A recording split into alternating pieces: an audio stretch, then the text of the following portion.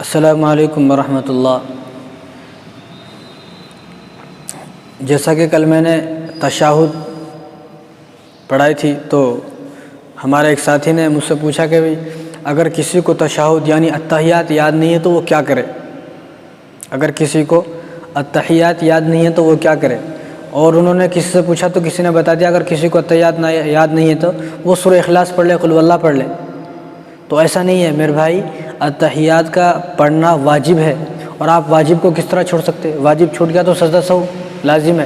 اگر کسی کو اتحیات یاد نہیں ہے اور اس نے اتحیات کو نہیں پڑھا جو کہ واجب تھی، اور اس نے سجدہ سہو بھی نہیں کیا تو اس کی نماز ہی نہیں ہو، اس کو تو نماز لوٹانا ضروری ہے۔ اس لیے اتحیات کو بھی یاد کرنا بے حد ضروری ہے، کیونکہ اتحیات واجبات میں سے۔ اب کسی شخص کو اتحیات یاد نہیں ہے تو وہ کیا کرے؟ اس کے لیے یہ ہے کہ پہلی فرصت میں فرصت نکال کے اتحیات یاد کریں، کیونکہ اتحیات کو ایسی لمبی چوڑی چیز نہیں ہے جو یاد ہی نہیں ہوگی۔ ایک دن میں آپ اس کو یاد کر سکتے ہیں، ایک دن میں۔ اور اس کو یاد نہیں کریں گے، نماز نہیں پڑھیں گے تو آپ کی نماز ہی نہیں ہوگی، کیونکہ یہ تو واجب ہے۔ اور جب نماز ہی نہیں ہوگی تو آپ گنہگار ہوں گے۔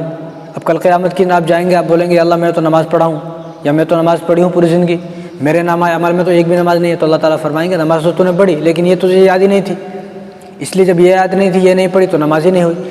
اس لیے اگر کسی کو اتحیات یاد نہیں ہے تو اس کو ضروری ہے کہ وہ پہلی فرصت میں فرصت نکال کے اتحیات یاد کریں سب سے پہلے، کیونکہ اگر اتحیات یاد نہیں پڑھی ہے، یاد نہیں ہے تو یہ نہیں کہ ہم نہیں پڑھیں گے تو بس نماز ہو جائے گی، ایسا نہیں ہوگا۔ یا اللہ معاف کرنے والا، اللہ سے معاف کر دے گا، ایسا کیسے معاف کر دے گا اللہ کو پتہ ہے کہ تم یاد کر سکتے ہو، اس لیے تو اللہ تبارک و تعالیٰ نے اتحیات کو حضور نے جو واجب قرار دیا کہ واجب ہے پڑھنا۔ اللہ کو معلوم ہے کہ یاد کر سکتے ہیں اور یاد کر بھی سکتے ہیں، ایسی لمبی چوڑی چیز نہیں ہے، تو اس لیے اتحیات یاد کریں۔ اس طرح اتحیات ہے، دعائے قنوت ہے، دعائے قنوت بھی اگر وطر کی نماز میں نہیں پڑھیں گے تو دعائے قنوت ہی نہیں پڑھی تو وطر کی نماز ہی نہیں ہوگی۔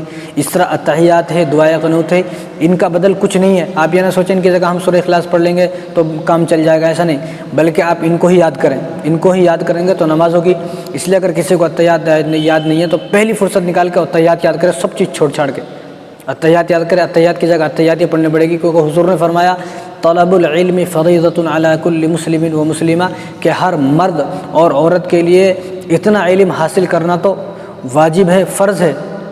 اتنا علم حاصل کرنا تو فرض ہے کہ جس سے اسے نماز کے بارے میں، اپنی زندگی گزارنے کے بارے میں پتہ چلے کہ کیا جائز ہے کیا ناجائز ہے، کیا مجھے پڑھنا چاہیے کیا نہیں پڑھنا چاہیے۔ تو یہ نماز بھی انہی چیزوں میں سے ہے جو علم حاصل کرنا حضور نے فرمایا فرض ہے، نماز بھی انہی چیزوں میں سے ہے۔